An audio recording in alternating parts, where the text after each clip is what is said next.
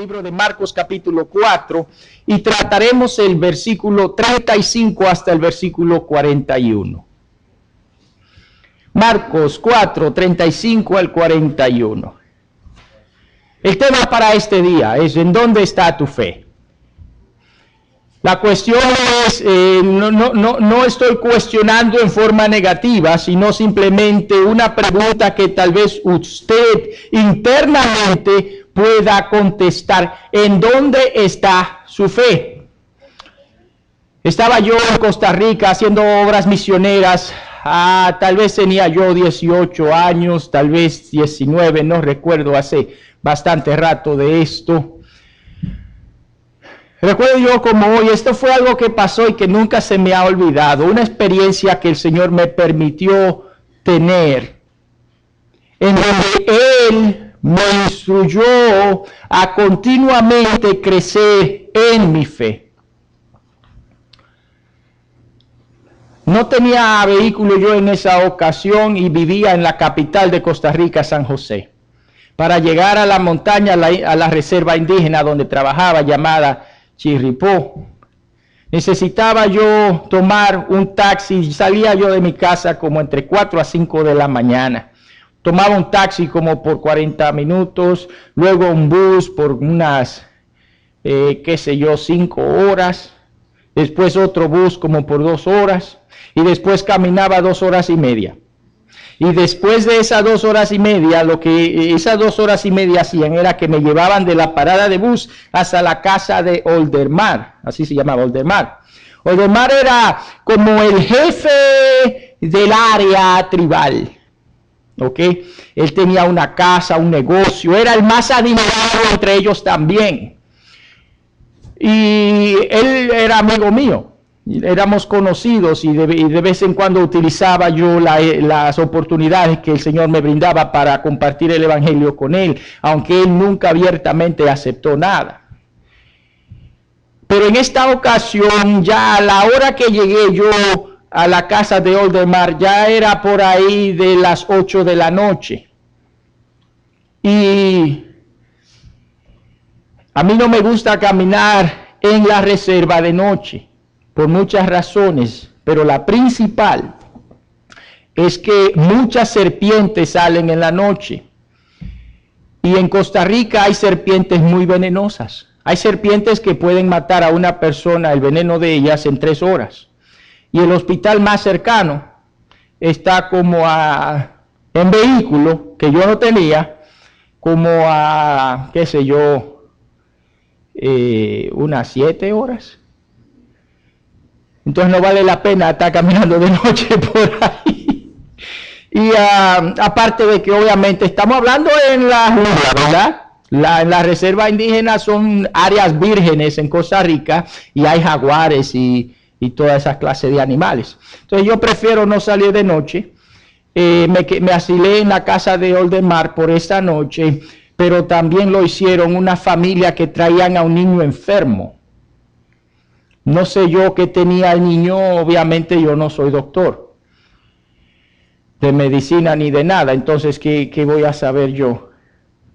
Es como cuando alguien está, cuando alguien está enfermo para mí, me siento de igual manera que me siento cuando alguien tiene un carro que no funciona. Yo soy inservible en esas situaciones. Yo de carro no sé nada. A veces cuando yo paso y veo a alguien en la calle, lo que yo hago es que a veces me siento, si me paro o no me paro, pero en este país la gente tiene miedo cuando uno se para y le pregunta algo porque como no lo conoce. A veces me paro y a veces yo simplemente sigo de largo porque es que no sirvo para nada concerniente a la mecánica. ¿En qué le voy a ayudar? Mejor me voy. Y lo mismo es con medicina, yo no puedo identificar nada. Pero lo que me marcó en esa experiencia son los gritos, los gemidos del niño que estaba enfermo. Oldermar tenía un teléfono y llamó a la ambulancia. Son zonas muy difíciles de accesar y la ambulancia tarda una eternidad para llegar. No sé si alguno de ustedes tiene alguna clase de experiencia que se asemeja a algo así. Pero recuerdo yo los gemidos en toda la noche del niño enfermo, llorando, necesitando ayuda. Y la compasión de mí me movía a querer hacer algo, pero yo no tenía capacidad alguna de hacer nada, excepto orar. Y yo oraba, y oraba, y oraba, y oraba, y oré toda la noche, y el niño no se callaba, hermanos. Oraba yo pidiendo al Señor que tocara a ese niño, que lo sanara, y no pasó. Todavía yo de vez en cuando oigo esos ruidos, esos gemidos, y no se sanó. ¿En dónde está tu fe? No es una pregunta que formulada originalmente por mí, sino por nuestro Salvador Jesucristo hacia sus discípulos. El contexto de la pregunta fue el mandamiento de Jesús. ¿Se acuerdan ustedes? El capítulo 4 trata sobre siembras. Pues en esta ocasión el Señor está haciendo una pausa, está pausando ese relato. Ya la parábola del sembrador quedó atrás. Las aplicaciones de la parábola, su significado ya habían pasado. Imágenes literarias tomadas de los sembrados y del campo también fueron abandonados. Imágenes como la de poner una luz en el almud, un instrumento para medir grano, ya eso también se quedó atrás. Las explicaciones concernientes al reino de Dios, que también toma imágenes campesinas del sembradío, también quedan atrás. En esta ocasión, el Señor nos presenta a través del relato en Marcos una experiencia inolvidable en las vidas de los apóstoles con su Salvador Jesucristo. No sé si recuerdan ustedes que cuando el Señor estaba compartiendo la parábola del sembrador al principio del capítulo 4, la muchedumbre era tal que apretaban contra Jesús y ni siquiera espacio había entre ellos y él. Él llegaba a ser uno más entre la multitud. Y es por eso entonces que pide a sus discípulos que preparen una barca, ¿verdad? Se suben en la barca y toma un espacio, aleja un poquito la barca de la multitud para de esta manera proyectar su voz hacia ellos. La área a los alrededores del lago o mar de Galilea es más o menos montañosa, ¿verdad? Y la hermana Simpson estuvo por allá en alguna ocasión, ¿verdad? Y la hermana Yolanda, yo creo, si fueron a Israel. Entonces lo que tenemos es que toda esa área más o menos montañosa se encontraba cubierta de personas. Jesús se aleja y el lago llega entonces a ser un instrumento que hace que la voz se proyecte y rebote. Pero a la gente estar más o menos en esta especie de montaña, en inglés sería como hills, ¿verdad? Da la apariencia, ¿ok?, de un anfiteatro. La voz se proyecta bien y la gente puede escuchar bien, puesto que la voz de Jesús rebota entre el agua. Y Jesús comienza a enseñar. La enseñanza fue bastante extensa, ¿no? De ahí el Señor habla sobre la parábola del sembrador. Y más adelante a sus discípulos la explica. Y también comparte con la muchedumbre parábolas referentes al reino de Dios, parábolas que explican en qué consiste el reino de Dios, tales como las compartidas la semana pasada. Pero ahora Jesús le pide a sus discípulos que pasen al otro lado del lago. Usted dirá, después de tanta enseñanza, de tanto ajetreo, de tanto lidiar con muchedumbres de miles, posiblemente el Señor Jesús quería descansar alejado de la multitud. Pero la verdad era otra. Había una enseñanza muy íntima, muy personal, que Jesús quería que sus apóstoles experimentaran. En esta ocasión, no tanto como oyentes, sino como testigos. Obviamente, imagínese usted, si después de un día de enseñanza y lidiar con tanta gente, Jesús estaba cansado. Pues Él era humano así como usted y yo. Cuando está en la barca, se acuesta en la popa. Recuerden usted que en un barco tiene la proa, ¿verdad? Y la proa es la parte frontal de la barca. Y luego tiene la popa, que la popa es la parte trasera de la barca. Y Jesús se acuesta en la parte trasera, junto a sus discípulos. Usted pensará, pues, ¿qué riesgo puede haber? Pues Jesús se encuentra entre expertos en la materia, expertos en navegación. ¿Se acuerdan ustedes de la profesión de Pedro? ¿Cuál era? Pescador. Pedro tenía un hermano que se llamaba Andrés. ¿Cuál era la profesión de Andrés? Pescador. Un hombre que se llamaba Zebedeo tenía dos hijos. Uno se llamaba Juan y el otro se llamaba Santiago o Jacobo. ¿Cuál era la profesión de ellos, hermanos? Pescador. ¿Se acuerdan ustedes en dónde pescaban? En el lago o mar de Galilea. Entonces estamos hablando de gente que le crecieron gente trabajando en ese lago. ¿Ok? Son gente expertos en ese lago. Ellos conocen ese lago. Lo conocen a plenitud, pues ahí pasaban la mayoría de su vida.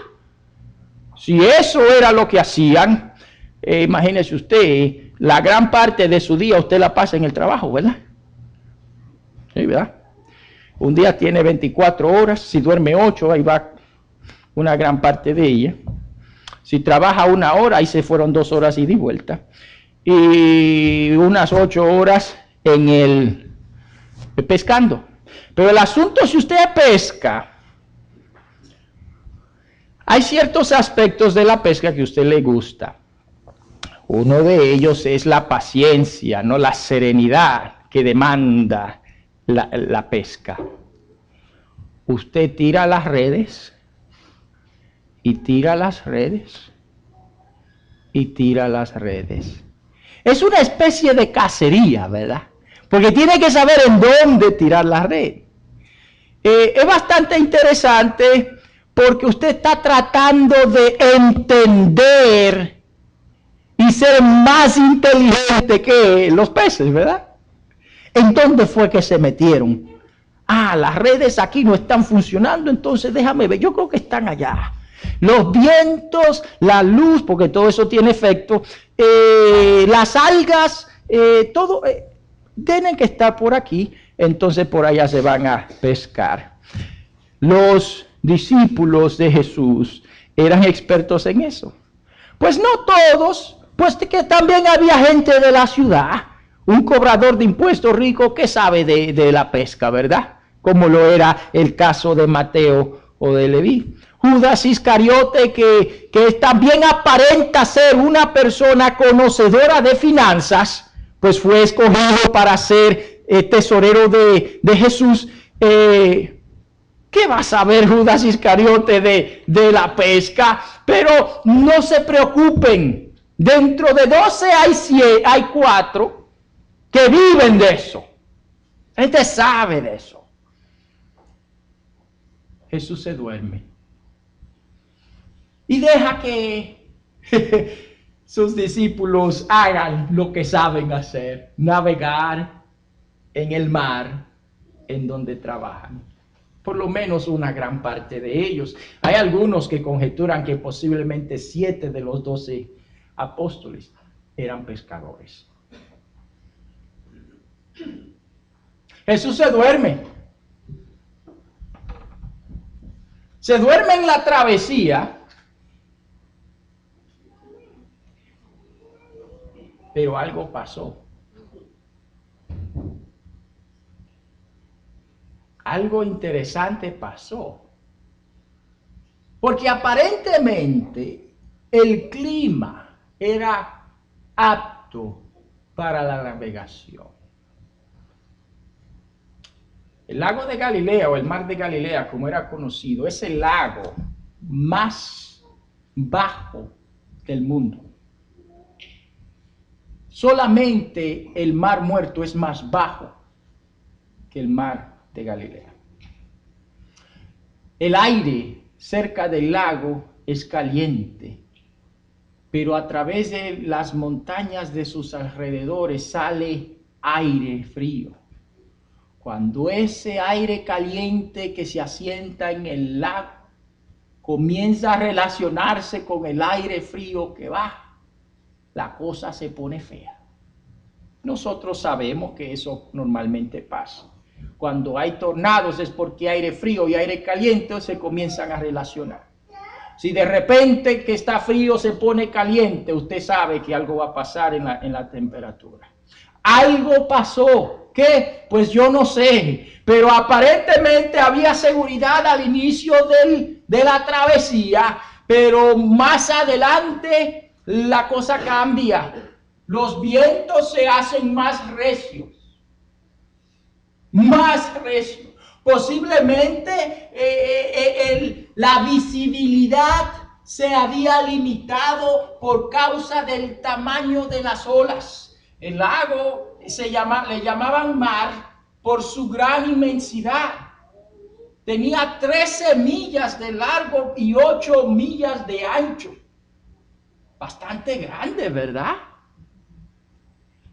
Posiblemente esos vientos agitaban la vasta cantidad de agua, impidiendo la visibilidad y moviendo la barca. Y la barca era un bote pequeñito. Cuando usted piensa de que Jesús se durmió en la barca, no piense en ningún crucero, no piense en ningún yate. De hecho, arqueólogos lograron encontrar una barca en el lago de Galilea que estaba asentada en el fondo de la época de Jesús. Y eso, de hecho, lograron de una forma sacarla del lago y la tienen en un museo en Israel. Y es la única que existe de esa época a propósito. ¿Usted la vio?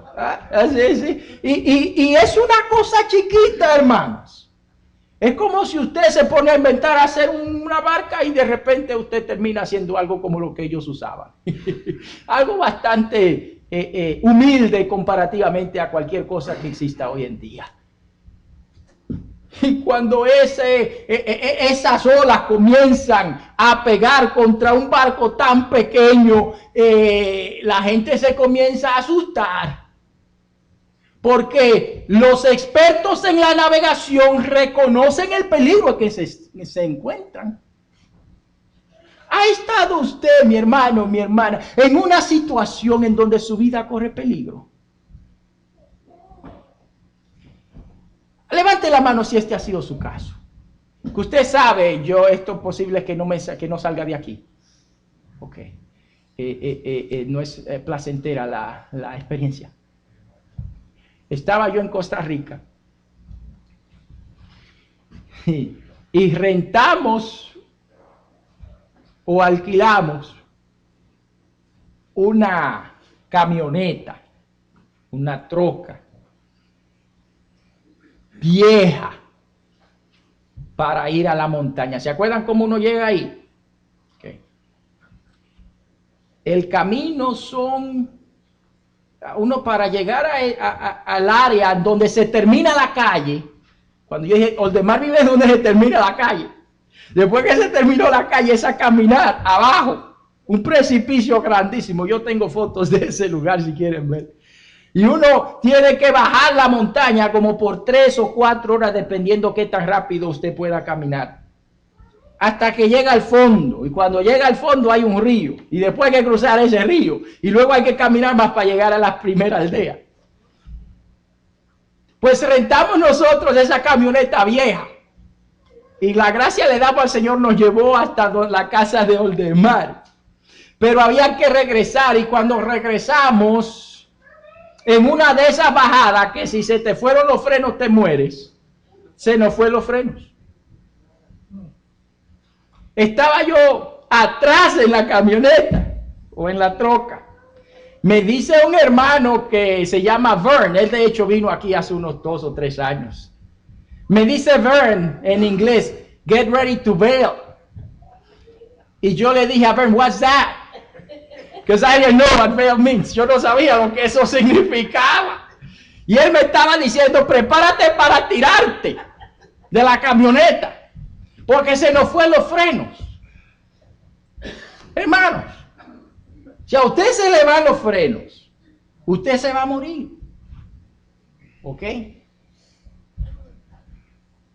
¿Usted me entendió? Y nosotros se nos fueron los frenos.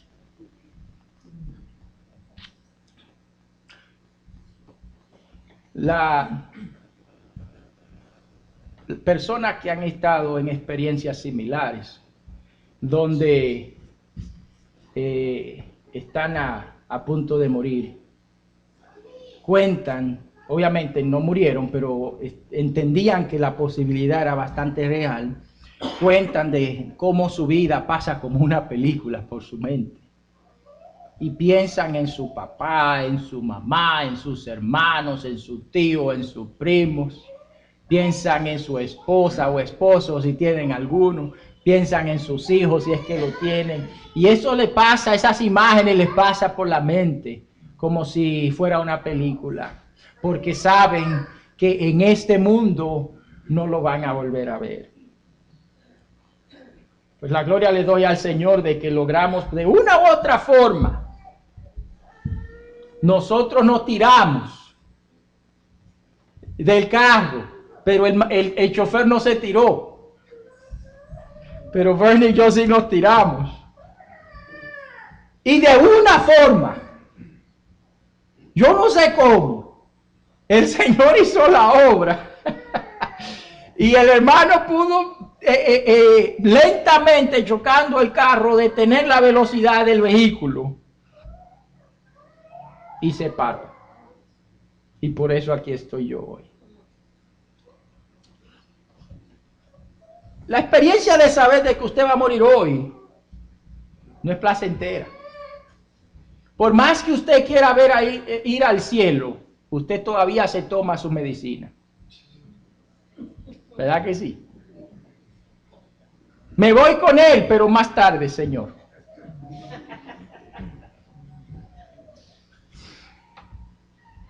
Los apóstoles sabían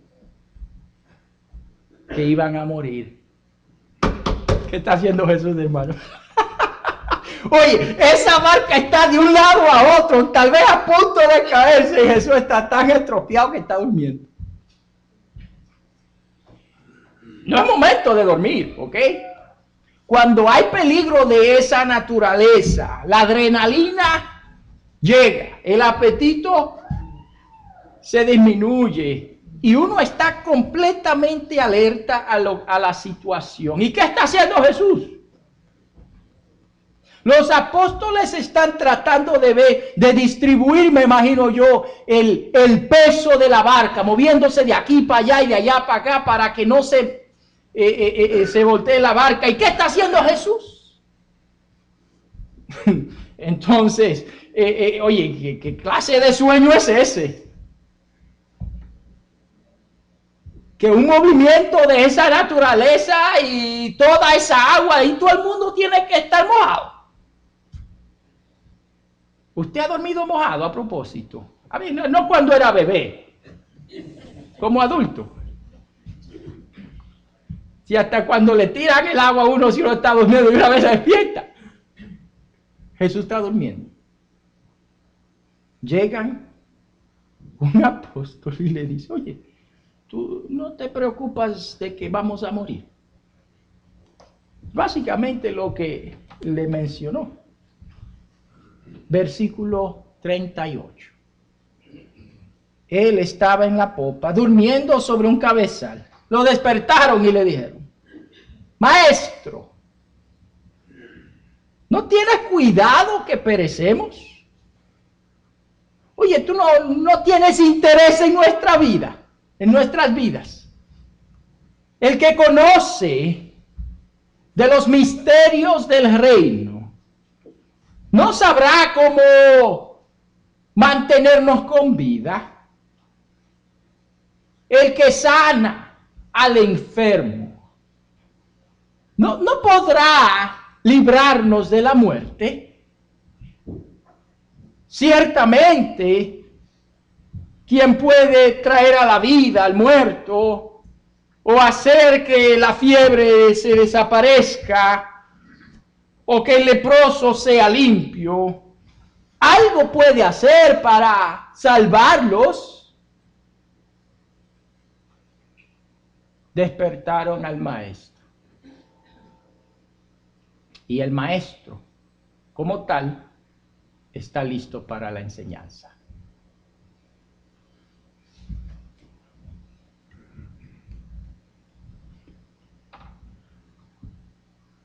¿No tienes cuidado que perecemos? ¿A ti no te importa que vamos a morir? Es básicamente lo que le están preguntando. Porque si él tiene poder para hacer algo y no lo hace, entonces ¿por qué no le importa la situación? ¿Será eso? Hermanos, Jesús sabía desde el principio que la tempestad venía. Amén. No crea usted que es por coincidencia que Jesús está durmiendo. Tampoco se le ocurra pensar que Jesús no sabía que la tempestad venía. A sabiendas de lo que iba a pasar, el Señor Jesús permite voluntariamente que sus discípulos atraviesen una experiencia que casi los mata. Pero Él estaba ahí.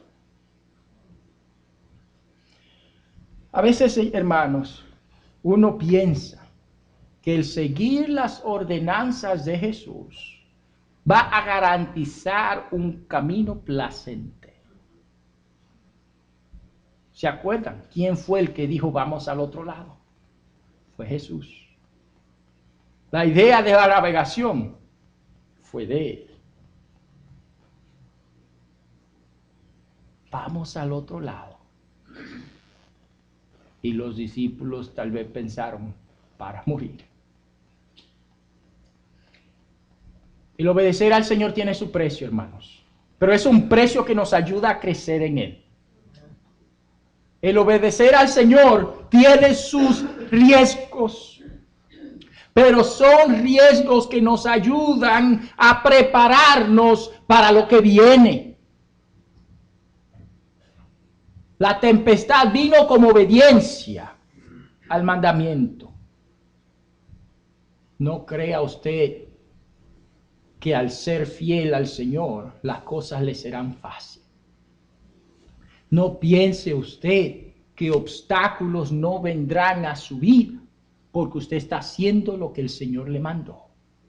Pues el Señor mismo a través de Pedro dice que nuestro adversario, el diablo, como león rugiente, anda buscando a quien devorar. Y aunque tenemos un área espiritual, somos carnales también.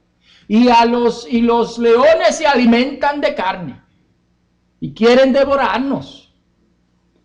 Y aunque esta experiencia no fue producida por el diablo, sepa usted que muchos de nuestros obstáculos sí lo son. Y la única razón por la cual el diablo es nuestro adversario es porque estamos obedeciendo al Señor. De lo contrario, seríamos uno con Él. Pero vale la pena atravesar la tempestad que viene a aquellos que obedecen al Señor. Vale la pena, y vamos a notar eso a continuación. Se viene la tempestad, los discípulos despiertan a Jesús y Jesús resuelve. Como un mecánico que usted, como el hermano del mundo, me imagino yo. Oye, ¿qué es lo que tiene este caballo? Ah, mi hermano, déjame ver, enciéndelo. Aquella cosa está mala, no funciona. Ok. Oye, qué bueno saber de las cosas, ¿no? Se me dañó mi inodoro en una ocasión y mi hermano Vern, él sabe de todo un poco. Me dice el hermano, hala la palanca del inodoro y la ya esto, vete a la tienda y compra tal cosa. Y la compré y eso fue. Ahora imagínese usted que al pastor espiritual como yo, ¿verdad? Que pasa tiempo en oración, en ayuno y en estudio de la palabra de Dios. Usted, imagínese que soy yo el que está en esa barca. Y que usted, oye pastor, nos vamos a morir. ¿Por qué tú estás durmiendo? Y me despierto yo, ¿verdad? Soy yo. Y digo yo al lago de Michigan, calla, enmudece. ¿Qué cree usted que va a pasar? ¿Por qué se ríen? ¿Se acuerdan el tema del sermón? ¿Dónde está su fe, hermano? No tiene fe en el pastor. Bueno, imagínate usted que sea yo uno de los apóstoles, ¿verdad? Y que estoy yo junto con ustedes y que usted es Jesús y que usted comienza, calla, enmudece. ¿Qué va a pasar? Hermano, deje el juego. Vamos a morir. ¿Cómo que calla, enmudece? ¿Qué es eso? Yo puedo decir lo que sea y eso no va a parar el agua. Pero no soy yo que estaba ahí. Y tampoco fue usted. Fue Jesús. Y cuando el Señor Jesús dice, calla, enmudece. Oye, imagínese usted. Imagínese conmigo que realmente usted estaba ahí y que sienta usted ese viento soplando y tirando de un lado a otro esa barca. Siéntase mojado por las olas que golpeaban esa barca y que de repente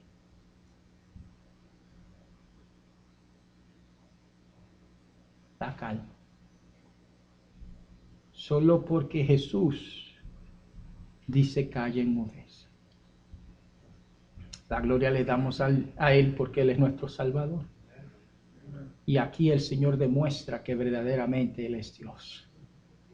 Porque realmente se calmó. El efecto de tal mandato fue tan grande que es lo que leemos en el versículo 41. Entonces sintieron un gran temor. Fíjese usted que anteriormente están a punto de morir, ¿verdad? Y si usted está a punto de morir, usted va a tener miedo. Y es porque tenía miedo que despiertan a Jesús, ¿verdad? Para que haga algo. Y después que hay calma es cuando hubo miedo de verdad. Cuando hay calma es que entra el temor grande, porque de hecho anterior a este verso, nada como eso es mencionado, ¿verdad? Porque en ese momento fue que los apóstoles se dieron cuenta con quién estaban lidiando. Y preguntan, ¿quién es este que aún el viento y el mar le obedecen? El Evangelio nos dijo quién Él es. Capítulo 1, versículo 1 de Marcos. Principio del Evangelio de Jesucristo, Hijo de Dios. ¿Quién es este? Es el Hijo de Dios. Lo curioso del caso, hermanos, es que la reacción de Jesús es como que los apóstoles pudieron haber hecho eso. ¿Se dieron cuenta? Vamos un poquito anteriormente a este pasaje. Y esto es lo que leemos. Versículo 40. ¿Por qué estáis así amedrentados? ¿Cómo no tenéis fe? Jesús le dice, oye, ¿cuál es el problema? Es que no tienen fe. La respuesta es no, ¿verdad? Porque no lo hicieron. Pero a la vez, el Señor da a entender de que era una posibilidad palpable de parte de los apóstoles el haber hecho eso. Jesús más adelante nos va a hablar a nosotros de la fe del tamaño de un grano de mostaza. El grano de mostaza se lo enseñamos la semana pasada, ¿se acuerdan? Una cosita así chiquitita. Y Jesús dice, si usted tiene fe del tamaño de ese grano de mostaza, le dice este monte que está aquí, oye, vete al mar y quédate ahí, y ahí se va a quedar. ¿Alguno de ustedes ha hecho eso a propósito? ¿Alguno de ustedes ha creado alguna isla por ahí en la que se va a vacacionar cuando dice que va para México? No es verdad, se va a la isla. Nadie ha hecho eso. Entonces no tenemos fe del grano de mostaza. Entonces la pregunta es, ¿qué tan grande es su fe, hermano? Fíjese que una de las cosas que el Señor ha hecho es prepararnos para que la fe crezca. El libro de Romanos dice que la fe viene por el oír la palabra de Dios. Una de las cosas que Jesús hace en todo momento en el libro de Marcos es enseñar. Y cuando le despiertan le dicen maestro. Entonces nosotros también, al recibir estas experiencias narradas en Marcos, estamos recibiendo su enseñanza y Él llega a ser nuestro maestro. Entonces nosotros hemos oído o recibido la palabra de Dios. ¿De qué tamaño es nuestra fe? No solamente el Señor ha provisto para sus apóstoles la enseñanza, sino también experiencias vividas, atestiguadas por ellos, que ha revelado quién Jesús es, y estas experiencias aumentan la fe. Amén. Esa fue una de las razones por la cual el Señor mandó a los hijos de Israel que contaran a sus hijos lo que Él había hecho. Cuéntenle de generación a generación lo que hizo al cruzar el Mar Rojo, lo que hizo al sacar agua de una piedra, cuando llovía comida a través del maná. El Señor quiere que recordemos las experiencias vividas porque éstas aumentan la fe al igual que su palabra. ¿Qué ha hecho el Señor en tu vida? Levante la mano si el Señor ha hecho maravilla en usted. Entonces podemos crecer en la fe. Recordemos lo que Él ha hecho. Empapémonos de su palabra y tomemos pasos de fe, y la gloria solamente será Él. Lograremos ver verdaderamente quién Dios es. Y el resultado será que no vamos a estar tan impresionados como los apóstoles, que no lograban captar la magnitud de la persona que estaba con ellos. ¿Quién es este? Esa persona con la cual ellos habían pasado días y meses, que habían recibido sus enseñanzas y habían vivido con él, aún así no conocían quién era. ¿Conoce usted al Señor? ¿Conoce a cabalidad quién es Jesús? El apóstol Pablo, en el libro de Filipenses capítulo 3, aboga por eso. Él quiere conocerle a Él en el poder de su resurrección. ¿Conoce usted a Jesús? Pablo ya había sido cristiano por décadas al escribir a Filipenses, y aún así dice, hay cosas que yo no conozco y quiero conocerle. ¿Conoce usted a quien le canta y a quien le ora? Si este es el caso, su fe es grande. Y el Señor hace maravillas a través de usted. Las tempestades de la vida siempre vienen. Y es posible que usted esté en una que tal vez la está tumbando de un lado a otro, yo no sé. Pero sepa usted que el Señor está con nosotros, y aquel que calmó la tempestad puede calmar nuestros problemas. En fe. Amén.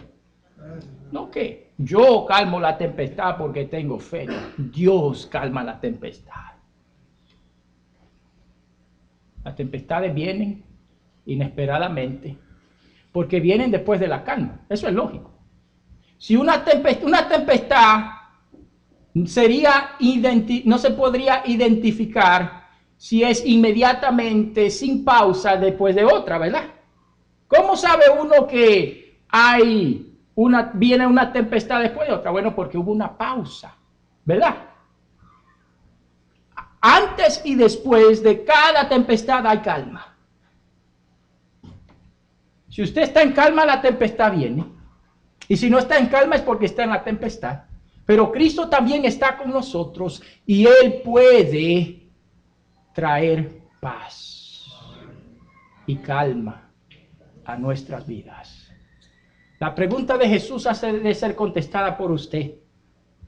Yo no puedo. ¿En dónde está su fe? Usted sabrá la respuesta. Pero si hay poca, podemos aumentarla en Cristo. Vamos a ponernos en pie, hermanos. Quiero pedir al grupo de alabanza que pase al frente. Y a usted le quiero pedir que ejecute su fe en este día, hermanos.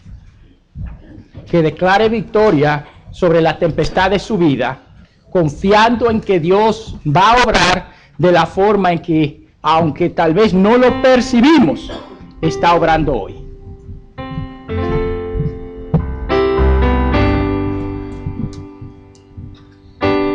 ¿Podemos nosotros gozar de paz en medio de la tempestad? Y podemos declarar victoria en la tempestad. Podemos dar pasos de triunfo en la tempestad.